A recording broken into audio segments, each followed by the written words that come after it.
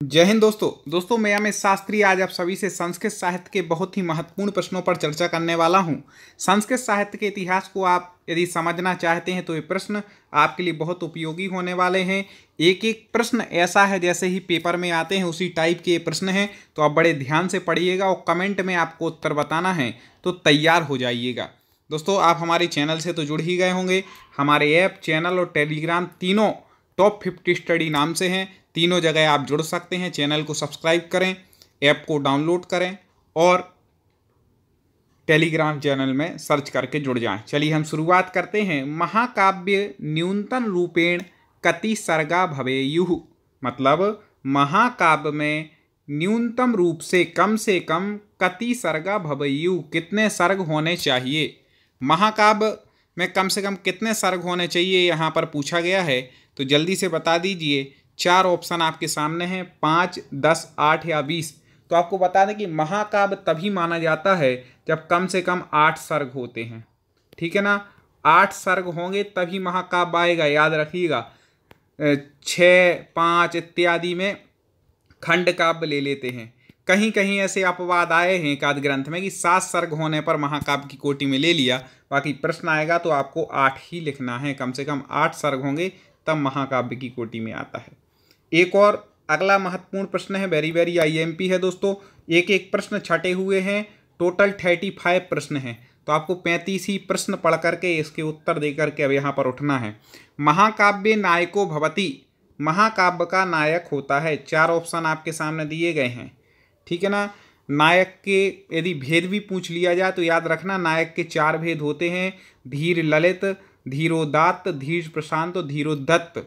आपको विस्तार से कक्षाएं पढ़नी हो तो हमारा ऐप डाउनलोड करना, उसमें हमारी कक्षाएं मिलेंगी। तो दोस्तों आपको भी बता दें कि महाकाव्य का जो नायक होता है वह कैसा होता है। ये प्रश्न आपसे पूछ लिया जाए तो आपको लगाना है धीरोदात्तः, मतलब धीरोदात्त नायक होता है। ठीक है ना, सब नायकों के अलग अलग गुण होते हैं तो उनके बारे में विस्तार से पढ़ेंगे। दोस्तों ये जो प्रश्न हम लेकर के आ रहे हैं बहुत महत्वपूर्ण प्रश्न हैं और इससे अच्छे अच्छे प्रश्न आपको हमारी टेस्ट सीरीज में मिलेंगे। आगे के प्रश्नों पर हम चर्चा करें उससे पहले आपको बता दें कि शिक्षक भर्ती परीक्षा की यदि आप तैयारी करके अपना आकलन करना चाहते हैं तो संस्कृत व्याकरण एवं साहित्य की संपूर्ण टेस्ट सीरीज, मतलब संस्कृत में जो आपसे पूछा जाता है, चाहे व्याकरण हो, साहित्य हो, काव्यशास्त्र हो, भाषा विज्ञान हो, ऐसे 2500 प्लस प्रश्नों की एक एक चैप्टर वाइज आपको टेस्ट सीरीज मिलेगी। प्रत्येक टेस्ट में 60 प्लस प्रश्न होंगे। तो आप मान के चलें कि 2500 प्लस प्रश्न हैं और केवल 129 रुपये में अभी आपके लिए विशेष ऑफर चल रहा है। कभी भी इसके रेट बढ़ जाएंगे, इसलिए मेरा निवेदन होगा, बहुत सारे मित्रों ने तो ले ली है, अभी आपने ऐप को डाउनलोड ना किया हो तो तुरंत कर लें और ना ले पाए हो तो चूके ना, अभी जा कर के आप इस टेस्ट सीरीज को ले लें। केवल 129 रुपये में 2500 प्लस प्रश्न का टेस्ट देंगे और आप अपना आकलन कर सकते हैं। ठीक है ना, इस बार शिक्षक भर्ती परीक्षा आप बिल्कुल निकाल करके ही रहेंगे। आप किसी भी एग्जाम की तैयारी कर रहे हो, संस्कृत विषय को चुना है तो ये टेस्ट सीरीज आपके लिए मैं कहूँगा सबसे बेस्ट साबित होने वाली है, तो आप ले लीजिएगा और ऐसे प्रश्न वहाँ पर आपको मिलेंगे। महाकाव्य नायकस्य कति भेदः, महाकाव्य में नायक के कितने भेद हैं। तो अभी मैंने 4 आपको ऊपर भेद बताए थे, धीरोदात्त, धीर प्रशांत, धीर ललित और धीरोद्धत। वही क्या है, महाकाव्य के नायक के कितने भेद होते हैं, 4 भेद होते हैं, याद रखिएगा। अगला प्रश्न देखते हैं, कई बार पूछा गया ये प्रश्न है, संस्कृत साहित्य आदि काव्य अस्ति। ये सरल है, जल्दी से कमेंट में उत्तर बता देना दोस्तों। और आपको कोई दिक्कत आती है तो आप चैट ऑप्शन में जाकर के हमसे बात भी कर सकते हैं ऐप में। ठीक है ना, टेस्ट सीरीज लेने में कोई दिक्कत आए तो आदि काव्य यदि आपसे पूछ लिया जाए तो आपको लगाना है रामायण। ठीक है ना, रामायण आदि काव्य है। किन की रचना है, वाल्मीकि जी की है, याद रखना। कहा ऋषि दशरथम राम लक्ष्मणौ अयाचत। ठीक है ना, कहा ऋषि दशरथम राम लक्ष्मण अयाचत, किस ऋषि ने दशरथ को राम लक्ष्मण को मतलब मांगा पढ़ाने के लिए, तो जल्दी से बता दीजिए। किनके पास कौन थे गुरु, तो आपको बता दें विश्वामित्र। कौन थे, विश्वामित्र। विश्वामित्रौ राम लक्ष्मणाभ्याम काम विद्याम शिक्षायामास। दोस्तों चैनल को तो सब्सक्राइब कर ही लेना आप टॉप 50 स्टडी को। आगे भी ऐसे आपके संस्कृत की पूरी तैयारी के लिए वीडियो मिलते रहेंगे और वीडियो को लाइक भी जरूर कर दें। अब इसका उत्तर भी बता दें कि विश्वामित्र लाम लक्ष्मण काम विद्याम शिक्षायाम। क्या हो जाएगा? अबराम अबलाम बलाम या फिर बलाम अबलाम, तो बलाम अबलाम, ठीक है ना, ऐसी शिक्षा दी। हनुमान सीताया समीपात किम चिन्हम आनीय रामाय ददौ। देखें प्रश्न है कि हनुमान जी सीता के समीप से किस चिन्ह को ला करके राम को दिया, कि सीता भी मतलब ठीक है बताने के लिए। दोस्तों आप चैनल को तो सब्सक्राइब कर ही लेना टॉप 50 स्टडी को। आगे भी इसी के माध्यम से ऐसे वीडियो आपको मिलते रहेंगे निरंतर। तो आपको बता दें कि यदि ये प्रश्न आ जाता कि राम जी ने कौन सा अपना चिन्ह दिया था जो हनुमान जी ने सीता को दिखाया जिससे पहचानेंगे कि राम के ही ये मतलब दूत बन करके आए हैं, तो आपको उत्तर लगाना है मुद्रिकाम। लेकिन प्रश्न ऐसा आ जाए तो आपको लगाना है चूड़ामणिम, ठीक है ना, चूड़ामणिम याद रखिएगा। रावणः कस्य कथनात् सीताम अपहृत लंकाम नीतवान। जल्दी बता दीजिए।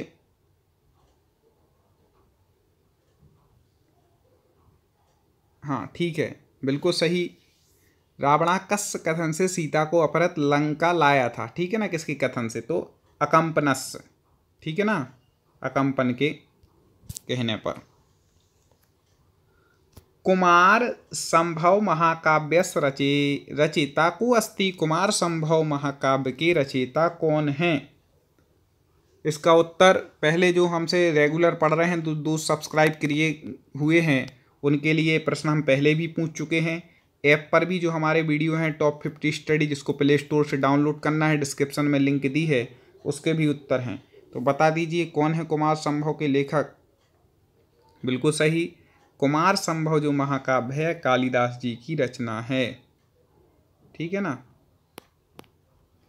अब हम बात करते हैं भारतीय संस्कृति प्रतिनिधि कभी अस्ति। कई बार पूछा गया प्रश्न है, वेरी वेरी IMP। भारतीय संस्कृति के प्रतिनिधि कवि हैं। भारतीय संस्कृति के प्रतिनिधि कवि कौन हैं? जब भारतीय संस्कृति की प्रथम कवि की बात आए तब आपको वाल्मीकि लगाना है, लेकिन प्रतिनिधि कवि की बात आए तब आपको लगाना है कालिदास।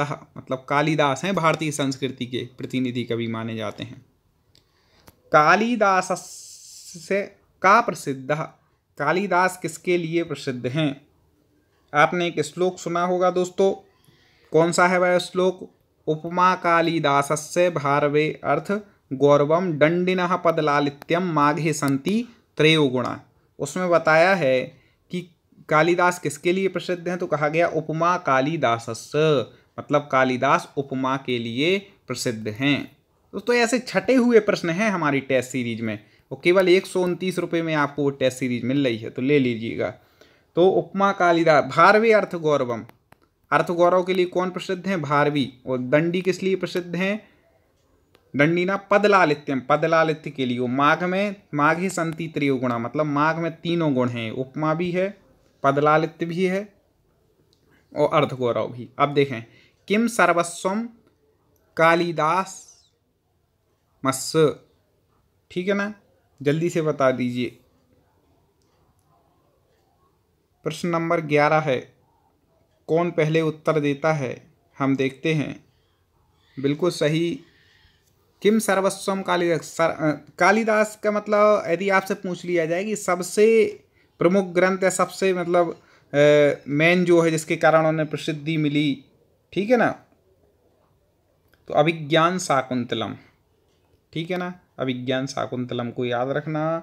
पुरा कवीनाम गणना प्रसंगे कनिष्ठा दृष्टता का, ठीक है ना, पुरा कवि की गणना के प्रसंग में कनिष्ठ अधिष्ठा का, जल्दी से बता दें। इसका उत्तर भी क्या हो जाएगा? कालिदास, मतलब कालिदास ही थे। कालिदास जी की भैया प्रसिद्धि अलग ही है, ठीक है ना।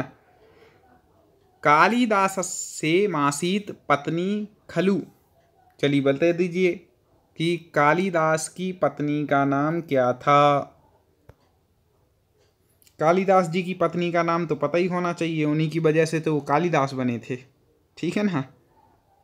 हाँ, तो कालिदास जी की जो पत्नी का नाम आपसे पूछ लिया जाए तो आपको लगाना है विद्युत्तमा।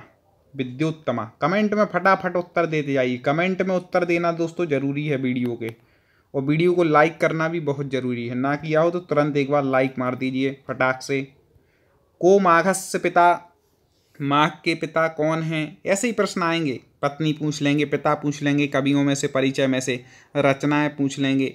तो माघ के पिता आपसे पूछ लिया जाए तो आपको याद रखना है, आपने देखे होंगे हमारा जो कोर्स है उसमें आपको पढ़ाया भी है, माघ का जब परिचय पढ़ाया कि माघ के पिता कौन हैं, दत्तकः।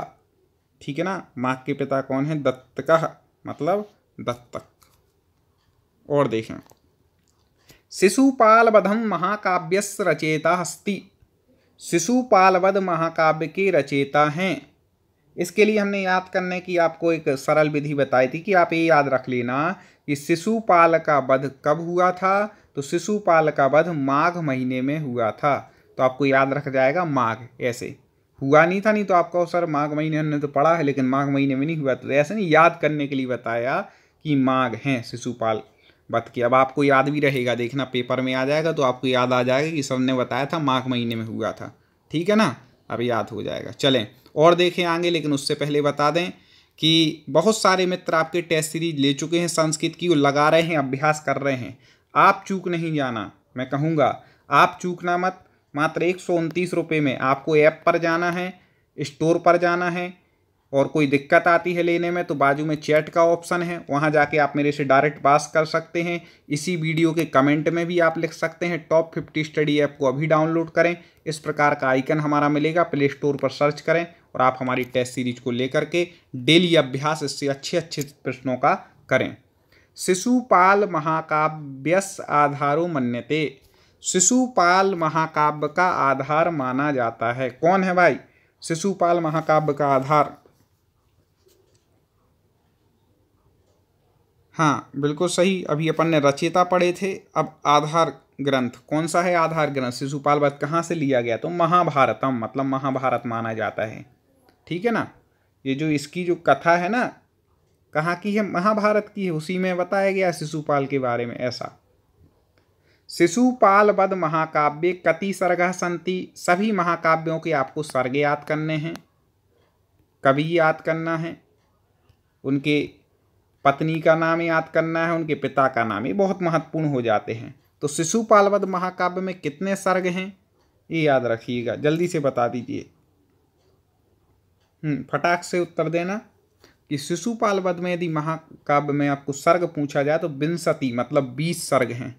कितने हैं? कुल 20 हैं, याद रख लीजिएगा। शिशुपाल वध में 20 सर्ग हैं, ऐसे याद रखना। शिशुपाल का वध माघ महीने में 20 बाणों से कर दिया था, ऐसे याद रख लो। तो 20 सर्ग। माघस्य जन्म स्थानम किम। जन्म स्थान भी बहुत महत्वपूर्ण है कवियों के। कवि एवं रचनाएं आपकी कंप्लीट। संस्कृत साहित्य में मेन यही प्रश्न आते हैं, कवि, उनकी रचनाएं, उनके परिचय, ग्रंथों के बारे में, उनके पात्रों के बारे में इतना पूछ लेते हैं। ठीक है ना, तो अब बता दीजिए कि माघस्य जन्म स्थानम किम, माघ का जन्म स्थान क्या है? बिल्कुल सही, 2 में से ही है। चलो 4 में से बताने में कन्फ्यूजन होती, 2 में से तुक्का लगाओ, पता चलेगा तुक्का लगाने में आपकी ट्रिक कैसी बैठती है। पेपर में नहीं लगाना, पेपर में तो पढ़ के जाना। बार बार आप टेस्ट दोगे तो आपका इतना अभ्यास हो जाएगा कि आपको पता चल जाए गलती कहाँ है। भीनमाला है इसका उत्तर, ठीक हो जाएगा। शिशुपाल वध महाकाव्यस्य प्रारंभो माघेन केन शब्देन कृतः। ये कई बार पूछा गया प्रश्न है, उसको याद रखना। वेरी वेरी IMP जिसको बोल रहे बिल्कुल रट लो।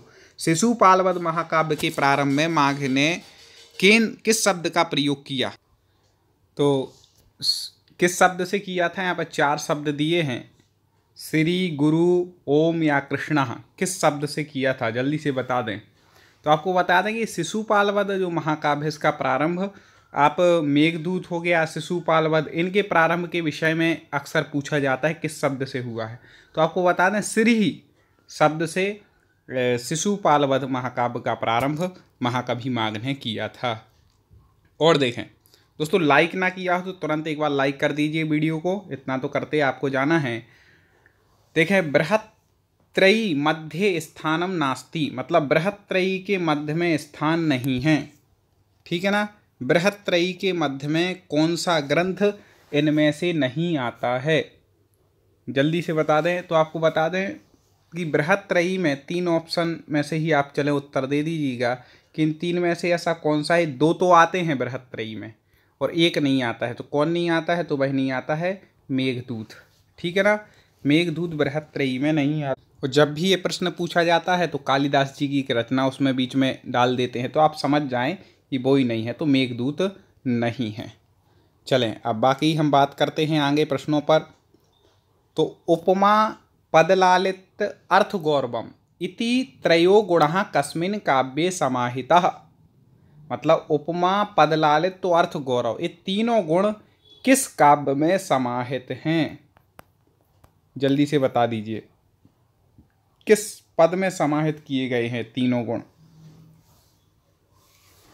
ये डबल रिपीट हो गया है, कई बार टाइपिंग में हो जाता है मिस्टेक, तो जल्दी से बता देना है आपको। तो बिल्कुल आपको बता दें कि यहाँ पर जो ऑप्शन दिए हुए हैं चारों, इनमें से कोई भी नहीं है। क्यों कोई भी नहीं है? क्योंकि हमने आपको बताया था कि तीनों ये गुण महाकवि माघ में पाए गए। और महाकवि माघ जो हैं उन्होंने कौन सी रचना की? शिशुपाल वध की। तो शिशुपाल में तीनों गुण पाए जाएंगे। शिशुपाल वध जो काव्य है महाकाव्य, उसमें पाए जाएंगे। शिशुपाल वध महाकाव्यानुसारण हिरण्यगर्भ इति नामना ज्ञायते। ठीक है ना, शिशुपाल वध महाकाव्य के अनुसार हिरण्यगर्भ इति नाम ज्ञायते। किसका नाम जानते हैं हिरण्यगर्भ के नाम से? तो आपको बता दें कि शिशुपाल महाकाव्य अनुसार हिरण्यगर्भ इति नामना ब्रह्मा ज्ञायते हो जाएगा। ठीक है ना। शिशुपालवध महाकाव्य सात्वती सुनु का सात्वती सुनु कौन है? जल्दी बता दीजिए। शिशुपालवध महाकाव्य के अनुसार 4 ऑप्शन हैं, तो आपको बता दें कि कौन है? शिशुपालः, मतलब शिशुपाल है। शिशुपाल राजधानी आसीत, शिशुपालस्य राजधानी आसीत। थोड़ा स्पीड से लेते हैं। शिशुपाल की राजधानी थी। शिशुपाल की राजधानी कौन थी? जल्दी से स्थान का नाम बता दीजिएगा। हाँ बिल्कुल, आपने एक फिल्म में भी इसका नाम सुना होगा। ठीक है ना, माहिष्मति। बाहुबली में नहीं आता है माहिष्मति साम्राज्यम, ऐसा कुछ आता है ना, तो वही माहिष्मति थी, याद रखिएगा। शिशुपाल की राजधानी ऐसे याद रख लेना। और देखें, शिशुपाल वध महाकाव्यस्य प्रतिनायका शिशुपालः कस्य पुत्र आसीत्। ठीक है ना, शिशुपाल वध महाकाव्य का प्रतिनायक शिशुपाल किस का पुत्र था? जल्दी से बता दीजिए, शिशुपाल किनका पुत्र था? हाँ बिल्कुल सही पहचान रहे हैं कि किनका पुत्र था? दमघोष का। शिशुपालः कस्यावतारो मन्यते। वेरी वेरी आईएमपी प्रश्न है ये भी। शिशुपाल किसके अवतार माने जाते हैं? 4 ऑप्शन हैं। कम समय में ज़्यादा पढ़ाई होनी चाहिए, जल्दी से आप उत्तर देते जाइएगा। तो शिशुपाल आपको बता दें किसके अवतार माने जाते हैं, आपसे पूछा जाए तो आपको लिखाना है हिरण्यकश्यप के। ठीक है ना। सुमित्रः दशरथौ पुत्रौ वर्तते कः। सुमित्रा और दशरथ के पुत्र कौन थे? जल्दी बता दीजिए। वैसे दशरथ के सब थे, सुमित्रा के और उसमें बता दें तो बता दीजिए। सुमित्रा दशरथ पुत्र का तो आपको बता दें कि सुमित्रा के 2 पुत्र थे। ठीक है ना, सुमित्रा के कितने पुत्र थे? 2 पुत्र थे। वह कौन कौन से थे? अब यहाँ पर 3 हैं, उनमें से 1 नहीं थे। अब आप अपने आप समझ जाएंगे कि लक्ष्मण और शत्रुघ्न, ये 2 किनके पुत्र थे? सुमित्रा के थे। 2 ऑप्शन यहाँ पे 1 और 2 हो जाना चाहिए। रामायण किष्किंधापुरी राजा आसीत। रामायण में किष्किंधापुरी के राजा थे। ठीक है, 3 ही ऑप्शन दिए हैं, 3 में से ही बता दीजिएगा। किष्किंधापुरी के राजा कौन थे भाई? याद रखना, इनसे भी संबंधित प्रश्न आ जाता है। तो सुग्रीवा, मतलब सुग्रीव थे। कई मित्र डेली में देखता हूँ टेस्ट सीरीज जो लोग ले ली है, जिनने लगा रहे हैं, बहुत अच्छे नंबर ला रहे हैं, वेरी गुड। कुछ लोगों के कम आ रहे हैं, लेकिन वो बता रहे हैं सर मैं लगातार देता रहा हूँ अब टेस्ट सीरीज बार बार, तो मेरे वो क्वेश्चन परफेक्ट हो रहे हैं, पता चल रहा गलती कहाँ है। तो ये अनुभव आपको उससे मिलेगा। रामायणस्य द्वितीय कांडो वर्तते, रामायणस्य मतलब रामायण का द्वितीय कांड है। रामायण के कांड आप क्रम से याद रख लीजिएगा। यहाँ पर आपसे पूछा गया है कि द्वितीय कांड कौन सा है, तो आप जल्दी से बता दीजिए। तो द्वितीय कांड आपको बता दें कि उत्तरकांडम, उत्तरकांड है। और देखते हैं, पूरे 35 प्रश्नों पर आज यहाँ पर चर्चा होनी है। रामस्य राजधानी कुत्रासीत, राम की राजधानी कहाँ थी, जल्दी से बता दें। राम की राजधानी, कंफ्यूज नहीं होना, जल्दी से बता दीजिएगा। हाँ बिल्कुल, अयोध्या। नहीं तो आप सोचो कि भैया ससुराल को राजधानी नहीं बना देना जनकपुरम को, ठीक है ना, अयोध्या ही थी। कई बार लोग गलत कंफ्यूज हो जाते हैं, तो जन्मस्थल ही थी, जन्मस्थल ही थी, राजधानी वही थी, याद रखना। रामः कस्मिन् वंशे उत्पन्नो भवत्, कई बार पूछा गया है राम किस वंश में उत्पन्न हुए। 3 में से ही उत्तर जल्दी से दे दीजिएगा। हाँ देखें, आपको बताने कि श्री राम जो थे वह इक्ष्वाकु वंश के कुल तिलक कहलाते हैं, इक्ष्वाकु वंश में हुए, ठीक है ना, याद रखिएगा इनका वंश। रामायण कथा श्रुतम नाटकमस्ति, ठीक है ना, रामायण कथा पर आश्रित नाटक है, ठीक है ना। कौन से नाटक में रामायण की कथा है, जल्दी से बता देना।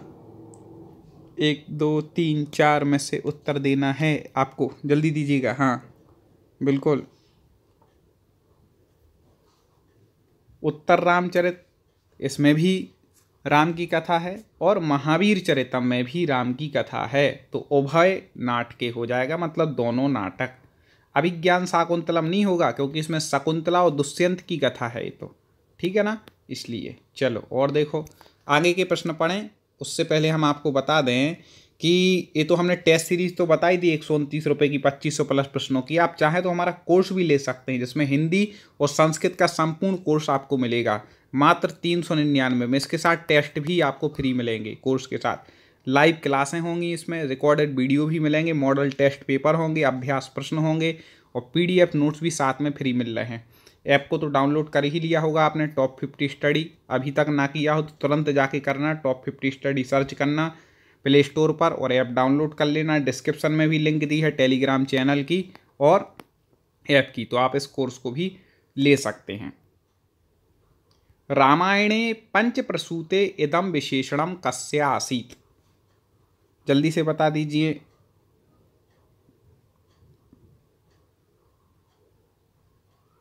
बिल्कुल सही, पंचप्रसूत किसका, दशरथस्य इनका विशेषण था। महाकवि अश्वघोषौ ना लिखितवान, महाकवि अश्वघोष ने इन 4 में से कौन सा ग्रंथ नहीं लिखा, सॉरी हाँ, ना लिखितवान मतलब नहीं लिखा। ये लिखितवान ना लिखितवान, इसमें लोग कन्फ्यूज हो जाते कई बार, ठीक है। तो यहाँ ना लिखितवान है मतलब नहीं लिखा है।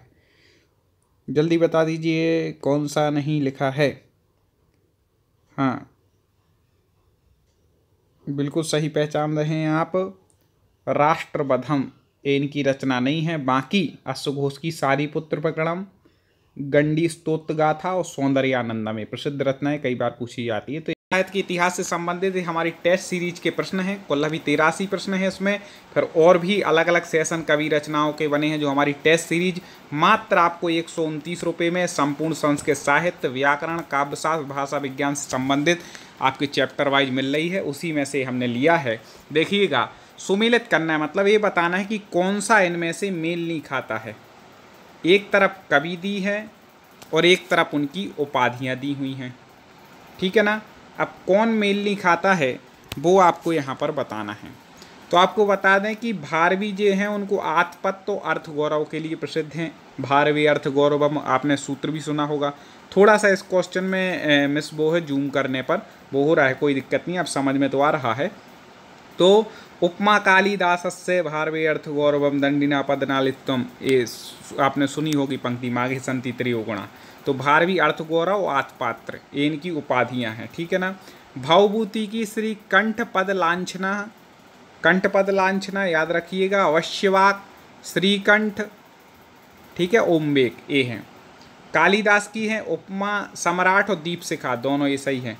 दंडी की पदलालित, दंडी ना पदलालित है। माघ की विद्युत दोषधम, ये नहीं है, तो ये क्या हो जाएगा, ये सुमेलित नहीं है, गड़बड़ है, मतलब मेल नहीं खाता है, अलग है।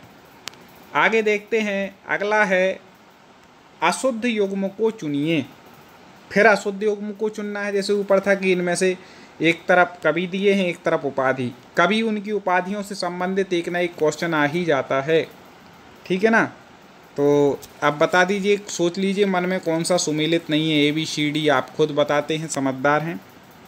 तो यहाँ पर हो जाएगा, बिल्कुल सही पहचान रहे हैं कि माघ की उपाधियाँ उपमा, अर्थगौरव, पदलालित, तीनों तो हैं ही। माघे संति त्रयोगुणा, मतलब तीनों हैं उनमें, ठीक है। श्रीहर्ष की है, हाँ, विद्युत औषधम, ठीक है ना। वाण की है बाणुच्छिटम जगत सर्वम, सही है। मम्मट की रस कवि, नहीं, गलत है, ठीक है ना। D उत्तर इसका ठीक हो जाएगा। अब देखें, माघ की उपाधियां हैं। दोस्तों ये प्रश्न मैं बता चुका हूं, आपको टेस्ट सीरीज से ले गए हैं। हमारी टेस्ट सीरीज जो टॉप 50 स्टडी ऐप पर मिल रही है, लिंक मैंने डिस्क्रिप्शन में दी है। प्ले स्टोर से आप टॉप 50 स्टडी ऐप को डाउनलोड करें और तुरंत आप जाएं। मात्र 129 रुपये में 2500 से ज़्यादा प्रश्न हैं। 2500 से एक प्रश्न कम नहीं होगा, कई ज़्यादा ही होंगे, आप देखिएगा। जिसमें संस्कृत साहित्य, व्याकरण की संपूर्ण टेस्ट सीरीज, भाषा विज्ञान, काव्य शास्त्र, जो संस्कृत में आपके पूछा जाता है शिक्षक भर्ती परीक्षा में, आप चाहे UP TGT, PGT, DSSB, GIC प्रवक्ता की या किसी भी स्टेट टेट एग्जाम की तैयारी कर रहे हों, आपके लिए टेस्ट सीरीज बहुत महत्वपूर्ण है। मेरा निवेदन होगा, जो प्रश्न बार बार पूछे जाते हैं परीक्षाओं में, उनको छांट करके लिया गया है। आप कुछ प्रश्न देख ही रहे हैं, तो अब तुरंत जाकर के, अभी तक ना ली हो टेस्ट सीरीज तो ले लीजिएगा। तो क्वेश्चन था माघ की उपाधियाँ। जल्दी से आपको कमेंट में उत्तर बताना है, आप पे कितना बनता है। टेस्ट सीरीज लगा लेंगे, आपका जो बनता है वो परफेक्ट हो जाएगा, कहाँ गलती हो रही पता हो जाएगा। कुछ टेस्ट हमने फ्री भी उसमें दिए हैं, आप जब तक नहीं खरीद रहे फ्री टेस्ट लगा लीजिए, आपको पसंद आए ज़रूर ले लीजिए। देखें तो माघ की उपाधियाँ आपसे पूछी गई हैं। माघ की उपाधियाँ कौन कौन सी हैं, तो आपको बता दें, माघ को घंटा माघ कहते हैं, उपमा है ही, अर्थगौरव उनको उपाधि मिली है, पदलालित, तीनों, क्योंकि माघे संति त्रयोगुणा, उसमें तीनों आ जाती हैं, ठीक है ना। तो सभी हो जाएगी उत्तर। आगे देखते हैं, पूरा संस्कृत साहित्य का इतिहास आपका कवर होने वाला है, ठीक है ना। इन प्रश्नों को पढ़िए, ऐसे वीडियो बहुत सारे अपलोड हो चुके हैं और पूरे वीडियो आपने ना देखे हों। सब्सक्राइब हो सकता है आपने अभी तक ना किया हो, इसलिए आपको नोटिफिकेशन नहीं आ पा रहा हो। बेल आइकन दबा करके ऑल नोटिफिकेशन ऑन कर लें, वीडियो को लाइक कर लें। शिखरणी कवि के रूप में प्रसिद्ध हैं, ये मैंने दिया था आपके लिए। हाँ, मैं देख रहा था कुछ मित्रों ने बिल्कुल सही उत्तर दिया है। शिखरणी कवि के रूप में जो प्रसिद्ध हैं वो कौन हैं, तो वह हैं भवभूति। कौन है, भवभूति शिखरणी कवि के रूप में प्रसिद्ध हैं, याद रखना। एक और अच्छा प्रश्न आ गया, बाणभट्ट की उपाधियां हैं। बाणभट्ट की उपाधि आपको बतानी है।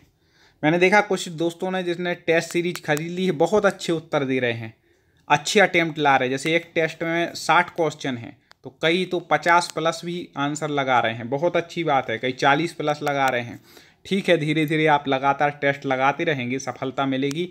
स्टोर में आप जैसे ही जाएंगे हमारे ऐप में नीचे, तो उसके बाजू में चैट ऑप्शन दिया रहता है, वहाँ से आप हमसे डायरेक्ट बात भी कर सकते हैं, चैट भी कर सकते हैं, कोई प्रश्न हो वो भी पूछ सकते हैं, तो देख लीजिएगा। चलें, तो बाणभट्ट की उपाधियाँ कौन कौन सी हैं यहाँ पर आपको बतलाना है।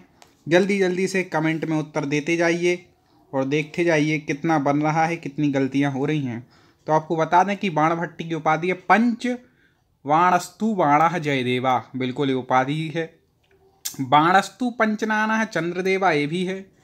बाणी बाणो बभू गोवर्धनाचार्य, उपर्युक्त सभी हो जाएगा, याद रखिएगा। बाणभट्ट, इससे संबंधित एक आध प्रश्न आ ही जाता है, ठीक है। बहुत छटे हुए संस्कृत साहित्य के प्रश्न हैं। संस्कृत साहित्य में मेन आता है उसके कवि, उनकी रचनाओं, उनकी उपाधियाँ, कभी कभी उनके जन्म स्थान पूछ लेता है। हमारे टेस्ट में सारे जो प्रश्न हैं आते हैं, सब हैं, कुछ नहीं छूटेगा। कालिदास की उपाधियाँ हैं, जल्दी से बता दीजिए। कालिदास की उपाधियाँ, कालिदास को कवि कुलगुरु कई बार पूछा गया, ये उपाधि की याद रखिएगा। रघुकार भी कहते हैं, कविता कामनी विलास भी कहते हैं। तो इसका उत्तर हो जाएगा उपर्युक्त सभी। आप ABCD में उत्तर देते जाइएगा, ठीक है ना। इसको A मानिए, इसको B, इसको C, इसको D, ऐसे करके आप उत्तर लिखते जाइएगा कमेंट बॉक्स में। अंबिका दत्त व्यास की उपाधियां हैं। कोई ना कोई उपाधियां कम से कम 2 तो आपके पेपर में आनी है। अब क्या पता कौन से कवि की पूछ लें, याद रखिए। तो अंबिका दत्त व्यास की यदि आपसे उपाधियां पूछ लिया जाए तो आपको लिखना है घटिका शतक, ठीक है ना। घटिका शतक ये उपाधि है अंबिका दत्त व्यास की। शताब्धान, इनके में सत लगा होगा, ठीक है ना। जैसे यहाँ पे देखो शतक, यहाँ भी शताब्धान, सत मतलब होता है 100। एक है अभिनव बाण, ये याद रखिएगा, नहीं तो बाण भट्ट में अभिनव ऑप्शन दे दे तो आप कंफ्यूज हो जाए। ये अभिनव बाण किसकी उपाधि? अंबिका दत्त व्यास, अभिनव बाण थे, ठीक है ना। तो उपर्युक्त सभी इनकी उपाधियां हो जाएंगी। आदि कवि या आर्ष कवि उपाधि है, वेरी वेरी IMP, कई बार पूछा गया। आदि कवि या आर्ष कवि किनकी उपाधि है? आदि कवि किनको कहा गया? आर्ष कवि, पहले कवि, जल्दी से बता दें। इसका सही उत्तर चाहिए, इसमें गलती नहीं चलेगी। जो हमसे रेगुलर पढ़ रहे हैं, हमारे सब्सक्राइबर हैं, इतने सारे प्रश्न हम अभी तक पढ़ा चुके हैं। ऐप पर भी बहुत फ्री मटेरियल भी दिया हुआ है, आपको सारी चीज़ें लेकर के आ रहे हैं। अब आप पे क्वेश्चन का आंसर हाँ बिल्कुल सही दे रहे हैं। आदि कवि या आर्ष कवि कहलाते हैं महर्षि वाल्मीकि। इनकी रचना कौन सी है? रामायण, ठीक है ना। व्यास की उपाधि से सुशोभित हुए। व्यास की उपाधि से कौन सुशोभित हुए? वाल्मीकि हुए, या वेद व्यास हुए, या पतंजलि हुए, या भरत हुए। तो बिल्कुल नाम ही जब इसमें लिखा है व्यास तो वेद व्यास ही हैं, ठीक है ना। ऐसा कवि भास की उपाधि, ठीक है ना। भास के बारे में आपने पढ़ा होगा, तो जल्दी से इनकी उपाधि बता दीजिए कौन कौन सी हैं। देखें, भास के लिए कविता कामनी हासा कहते हैं, बिल्कुल सही है। भासु हासा भी कहते हैं। अग्निमित्र इनकी उपाधि है, याद रखिएगा। अग्निमित्र किसकी उपाधि है? कवि भास की, पूछ लिया जाए तो उपर्युक्त सभी इसका उत्तर ठीक हो जाएगा। मुख्य उद्देश्य है आपको याद कराना। जब आप टेस्ट देंगे, आप पे क्वेश्चन नहीं बनेंगे तो जिन नहीं बना फिर दोबारा देखोगे तो फिर याद हो जाएगा। कई बार हमें लगता है कि हमें याद है और अपन वही पेपर में लगाने की धारणा भी बना लेते हैं, फिर बाद में जब पता चलता है गलत लगा करके आ गए। तो टेस्ट सीरीज देने से वो धारणाएं सुधरती हैं। तो ज़रूर आप दीजिए रेगुलर। आचार्य मम्मट की उपाधि कौन सी है? आचार्य मम्मट तो आपको बता दें बाग देवतावतार, राजानक, ध्वनि प्रस्थापन, परमाचार, उपर्युक्त सभी ये मम्मट की उपाधियां हैं। इस वीडियो में समय कम भली होगा लेकिन आपको याद बहुत करना है, सब कुछ याद करने लायक है। अभी हम सामान्य प्रश्न लाए हैं। आपको हमारी विस्तार वाली कक्षाएं पढ़नी हो तो YouTube पर ही वीडियो देख सकते हैं या ऐप पर जाकर के वीडियो देखें, और चाहें तो कोर्स भी देख सकते हैं। उसमें विस्तार से हमने ट्रिक से याद कराई हैं, ठीक है ना। फिर उसको ट्रिक से याद कराया समय लेकर के। अभी हमारा है प्रश्न उत्तर पर चर्चा करना, तो वो कर रहे हैं। वाक्यम रसात्मकम काव्यम, यह लक्षण किस ग्रंथ से संबंधित है? तो आपको बता दें वाक्यम रसात्मकम काव्यम एक काव्य की परिभाषा बताई गई है। ये बताई है आचार्य विश्वनाथ जी ने। अब उनका ग्रंथ कौन सा है इतनी तो हमने बता दी कि वाक्यम रसात्मकम काव्यम, जल्दी से बता दीजिए। रसयुक्त वाक्य ही काव्य हैं। ये परिभाषा साहित्य दर्पण में आचार्य विश्वनाथ जी ने दी है, याद रखिएगा। एक और अच्छी है, तद्दोषो शब्दार्थो सगुणवान अलंकृति पुनः क्वापि, यह लक्षण है। किस ग्रंथ का है? तद्दोषो शब्दार्थो सगुणवान अलंकृति पुनः क्वापि। थोड़ी सी प्रिंटिंग वो है, देख लीजिएगा। शुद्ध में बोल रहा हूं तो देख लीजिए। तो किस ग्रंथ का है? तद्दोषो शब्दार्थो सगुणवान अलंकृति पुनः क्वापि। हाँ, ये किसकी है? काव्य प्रकाश की। काव्य प्रकाश के रचनाकार कौन हैं? बहुत फेमस कवि हैं। मैं चाहूँगा कमेंट में उत्तर आप बताइए, नहीं बनेगा तो बाद में मैं तो फिर बता ही दूंगा, लेकिन मैं देखता हूँ कितने लोग सही उत्तर देते हैं। काव्य प्रकाश के रचयिता कौन हैं? अब देखें, रमणीयार्थ प्रतिपादकः शब्दः काव्यम, यह काव्य का लक्षण प्रतिपादित है। किन के द्वारा प्रतिपादित है? रमणीयार्थ प्रतिपादकः शब्दः काव्यम। जल्दी से बता दें, रमणीयार्थ प्रतिपादकः शब्दः काव्यम किन के द्वारा प्रतिपादित है? तो यह प्रतिपादित जो है यह कथन काव्य का लक्षण बताया है कि रमणीयार्थ प्रतिपादक जो शब्द हैं वह कौन है? काव्य है। ये रस गंगाधर जी ने बताया है। किसने? रस गंगाधर। और देखें क्या बात है। काव्यस्यात्मा ध्वनि, यह काव्य लक्षण किस ग्रंथ से उद्धृत है?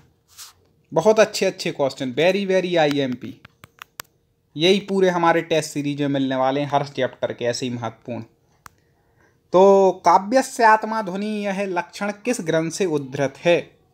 तो आपको बता दें कि काव्यस्यात्मा ध्वनि, ध्वनि को काव्य की आत्मा किन्होंने माना है? ध्वनि को काव्य की आत्मा माना है आनंदवर्धन जी ने, आचार्य आनंदवर्धन जी ने। अब उनके ग्रंथ की बात की जाए आनंदवर्धन के, तो उनका ग्रंथ था ध्वन्यालोक। ठीक है ना, तो ये ध्वन्यालोक से उद्धृत है। और देखें सारे लक्षण आपको याद हो जाना चाहिए। ठीक है ना। डिस्क्रिप्शन में मैंने टॉप 50 स्टडी ऐप की लिंक दी है। टेलीग्राम पर भी टॉप 50 नाम से हमारा टेलीग्राम चैनल है, उससे जुड़िए। हज़ारों लोग जुड़ चुके हैं। साथ ही साथ ऐप को आप डाउनलोड कर लेंगे, फिर वहाँ पर जा कर के आप मटेरियल देख सकते हैं। शब्दार्थौ सहुतौ काव्यम, यह काव्य परिभाषा किससे संबंधित है? कि शब्द अर्थों से सहित ही क्या होता है, जिसमें शब्द हों अर्थ हों, वही क्या है? काव्य है। यह परिभाषा किस ग्रंथ में दी गई है? तो आपको बता दें कि यह परिभाषा जो दी गई है वह काव्यालंकार ग्रंथ में दी गई है। किस ग्रंथ की है? काव्यालंकार की। अब ऊपर जो हमने प्रश्न पूछा था उसका उत्तर था मम्मट। अब यहाँ पर आपसे पूछ रहे हैं कि काव्यालंकार ग्रंथ के रचयिता कौन हैं? ठीक है, अब ये बता दीजिए, नहीं बनेगा तो आगे फिर हम बता देंगे। थोड़ा देखें तो आप लोग भी कहाँ पर गलती कर रहे हैं। कितनी स्मरण शक्ति है, पेपर के टाइम भी तो नहीं भूल जाएंगे। वक्रोक्ति ही काव्य जीवितम, यह लक्षण किस आचार से संबंधित है? वक्रोक्ति को काव्य का लक्षण किसने बताया है? जल्दी से बता दीजिए, किन आचार से संबंधित है? एक वक्रोक्ति संप्रदाय भी है, उसके प्रवर्तक भी वही आचार्य हैं, और वक्रोक्ति को काव्य का लक्षण भी उन्हीं आचार्य ने बताया है। अब मैंने इतनी हिंट दे दी तो आप पहचान गए होंगे कि वह हैं आचार्य कुंतक। ठीक है ना। इन्होंने क्या लिखा? वक्रोक्ति काव्य जीवितम, और वक्रोक्ति संप्रदाय के प्रवर्तक भी यही हैं। अगला है रीति आत्मा काव्यस्य, यह लक्षण किस आचार्य का है? बहुत महत्वपूर्ण है। रीति को काव्य की आत्मा बताने वाले कौन से आचार्य हैं? दोस्तों लाइक जरूर किया करें वीडियो, हमें आपका रिस्पांस पता चलता है कि आपको ऐसे क्वेश्चन पसंद आ रहे हैं। नहीं तो क्वेश्चन का फिर तरीका चेंज करेंगे। ठीक है ना। और कोई अपनी बात आपको बोलनी हो, किस एग्जाम की तैयारी कर रहे हैं, ज़रूर आप कमेंट में बता देना, जिससे और उसके सिलेबस के अनुसार क्वेश्चन लाएंगे। वैसे मैं पूरा कवर कर रहा हूँ जो आपके परीक्षा के लिए उपयोगी है। तो रीति को काव्य की आत्मा बताने वाले हैं आचार्य वामन। याद रखना, ये रीति सांप्रदाय के प्रवर्तक भी हैं। प्रश्न आ जाए रीति सांप्रदाय के प्रवर्तक कौन हैं? आचार्य वामन हैं। अब बहुत बढ़िया प्रश्न है, सुमेलित कीजिएगा। ठीक है ना। एक तरफ आचार दिए हैं, एक तरफ उनका दर्शन दिया हुआ है। ठीक है ना। अब बताना है आपको, सुमेलित करना है। तो पहले दिया है भट्ट लोल्लट। भट्ट लोल्लट का उत्पत्तिवाद है, बिल्कुल सही, और मीमांसा भी है। तो ये तो मैच कर रहा है। यहाँ पर ये बताना है कौन सा मैच नहीं कर रहा है, इसका भाव ये समझना, सुमेलित कीजिएगा मतलब जोड़ी नहीं, यहाँ पर कौन सा आपस में मैच नहीं कर रहा वो बताना है। ठीक है। शंकुक आचार्य जो हैं उनका अनुमतिवाद है, बिल्कुल है, और न्याय भी है, न्याय दर्शन। ठीक है। तो अनुमतिवाद और न्याय आचार्य शंकुक का। ठीक है ना। याद रखिएगा, जब कभी कोई काम किसी ने बताया कि भैया आपको पूरे टेस्ट हमारे सही लगाने हैं, तो आप पर क्या हो जाएगी? शंका हो जाएगी। अनुमति तो दे दी हमने कि हाँ आप लगाइए, लेकिन शंका हो जाएगी कि पता लगा पाए ना लगा पाए, फिर न्याय करना पड़ेगा, कितने नंबर आए उससे न्याय होगा। तो ऐसे याद रख सकते हैं। भट्टनायक। ठीक है ना। तो भट्टनायक भुक्तिवाद और सांख्य, आजकल के जो नायक हैं जिनको अपन टीवी एक्टर बोलते हैं, भुक्तिवाद में लगे हैं, भोगों में लगे हैं, आनंद ले रहे हैं जीवन का। सांख्य दर्शन का भी यही कहना है, खाओ पियो मौज करो। ठीक है ना, कर्जा लेके घी पियो, तो वही भट्ट नायक से याद रख सकते हैं, भुक्तिवाद और सांख्य दर्शन। ऐसे हम ट्रिक बताते हैं जब जो पढ़ाते हैं। अभी तो क्वेश्चन आंसर ले रहे हैं, जो विस्तार से हमारी कक्षाएं आपको मिलेंगी हमारे टॉप 50 स्टडी यूट्यूब चैनल या टॉप 50 स्टडी ऐप पर, तो ऐसे ही अपन को याद करना है। अभिनव गुप्त जल्दी से बता दी। तो अभिव्यक्तिवाद और शैव वेदांत, ठीक है ना, इसके हैं। तो इस प्रकार से उपर्युक्त सभी ये ठीक हो जाएगा, इसका उत्तर ये याद रखना सभी के। सुमेलित कीजिए, फिर से आ गया है, 20वें नंबर का प्रश्न है, बहुत ही ज्ञानवर्धक ये प्रश्न है, याद रखना। एक तरफ देव दिए हैं, एक तरफ शंख दिए हैं, ठीक है। अब आपको सुमेलित करना है।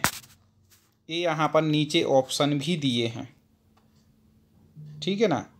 तो इनमें से देखो आपको बता दें, श्री कृष्ण पांचजन्य, ठीक है। युधिष्ठिर अनंत विजय, ठीक है। भीम पौंड्र, ठीक है। अर्जुन देवदत्त, ठीक है। नकुल सुघोष, ठीक है। सहदेव मणिपुष्पक, ठीक है। तो उपर्युक्त सभी ठीक हो जाएगा, ठीक है ना। ये तो सब सही है, देव और शंख उपर्युक्त सभी होना चाहिए, ठीक।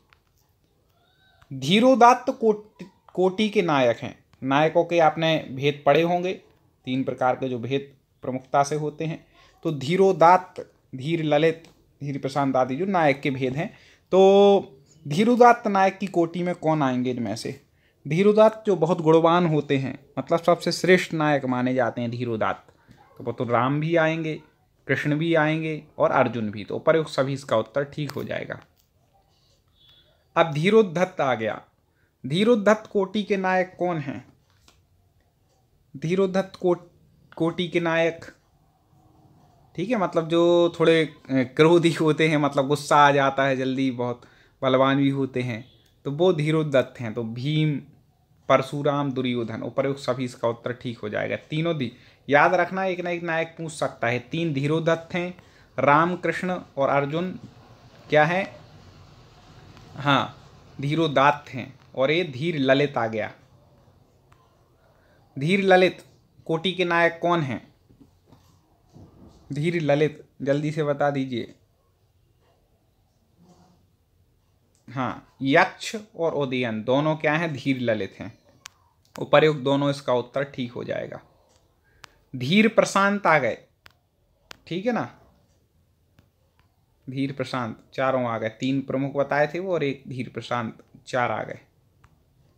धीर प्रशांत कोटि के नायक चारुदत्त, दुष्यंत, चंद्रापीड़ या शिवाजी, जल्दी से बता दीजिए। तो धीर प्रशांत जो हो जाएंगे वो कौन हो जाएगा नायक? चारुदत्त। ये वेश्या पर मोहित थे, ठीक है ना। अब देखें, बहुत अच्छा प्रश्न आ गया है। एक ना एक इसमें से भी आपके प्रश्न आने वाला है परीक्षाओं में। जैसे आया है कि यहाँ पर बताना है कि कौन सा सुमेलित नहीं है, ठीक है ना, या फिर सभी सुमेलित हैं, किस प्रकार से दिया है वो आपको बताना है। तो अभिज्ञान शाकुंतलम के विदूषक मांडव्य, विदूषक कौन है अभिज्ञान शाकुंतलम में? मांडव्य बिल्कुल हैं, याद रखिएगा। मृच्छकटिकम का सबसे ज़्यादा पूछा जाता है विदूषक मैत्रेय। मृच्छकटिकम का विदूषक कौन है? मैत्रेय हैं। रत्नावली का विदूषक कौन है? वसंतक है। स्वप्नवास दत्तम का भी कौन है? वसंतक है। विक्रमोर्वशीयम का कौन सा है? माणवक है, याद रखिएगा, विक्रमोर्वशीयम का माणवक है। और मालविकाग्निमित्रम के कौन है? गौतम है। तो इस प्रकार से विदूषक और आपको नाटक याद रखने हैं, ठीक है ना। ये नाटक दिए गए हैं, अभिज्ञान शाकुंतलम कालिदास जी का हो गया ऐसे, ठीक है ना।